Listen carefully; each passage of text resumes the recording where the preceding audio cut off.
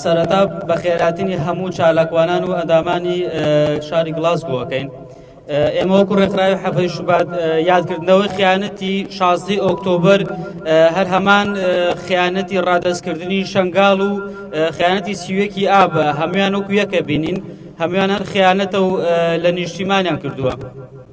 ئێستش چەند هوتافێک ئەڵێنەوە بەیەکەوە، ئەگەر هەمومان هوتافەکان بەیەکەوە بڵێنەوە: حکومەتی پینە و پەڕۆ، حکومەتی پینە و پەڕۆ، بەرۆکمان بەردە و بڕۆ، حکومەتی قومارچی، پارەی نەوتت دابەچی، ئەم حکومەتە ڕووخاوە تەنیا بە کۆی لەماوە،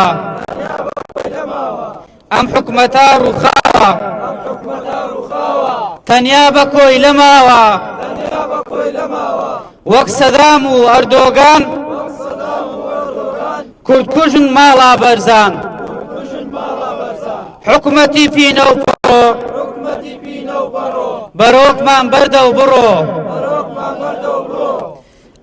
هاوڕێیان برایشمان ئاماژەی پێکرد بە 16 ئۆکتۆبەر، ئێمەش هەر لەگەڵەوەش ئاماژەمان بۆ کردووە ئەم بارودۆخی ئێستا کە 20 مانگ هەڵبژاردن نەکرێت لە کوردستانە، ئیدانە و شەرمەزاری ئەو بانگەشەیە ئەکەین کە بە زۆر و بە هەڕەشە و بە تۆقاندن خەڵک سار دەکەنەوە لە هەڵبژاردن، دوای ئەوە هێزەکانی ئاسایش و ناوخۆ بەکارهێنن بۆ بانگەشەی هەڵبژاردنیان.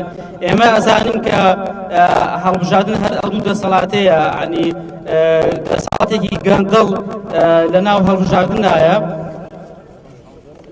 ئێمە ئەزانین کە بە کورتی هەڵبژاردنی هەرێمی کوردستان کۆمەڵێک گەندەڵ و تیکتۆکچی و بەناو ئۆپۆزیسیۆنی دوێنێ ئەخاتەوە ناو پەرلەمانە و دوایەوە ڕوویەکی یاساییشەدا بە دەسەڵاتی داپلۆسەری پارتیوێکێتی و دوای 4 ساڵیش بە موچەیەکی خەیاڵی خانەنشینیانەکە. پەرلەمان ئەڵی گرفتێکی زۆر گەورەی کوردستانە لە کۆمەڵگەی نێودەوڵەتیە، هەرێم بەڵێ بە دیموکراتی بەڕێخێنە بەم هەڵبژاردنێ کە خۆیان دەنگەکانی خۆشیان داری کردووە. ئیدانەی ئەو شەرمەزاری و ئیدانەیەکەین کە ئەو بانگەشە نادیموکراسە بەڕێوە ئەچێ.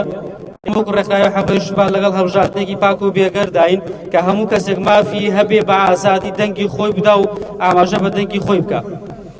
دووبارە سوپاس.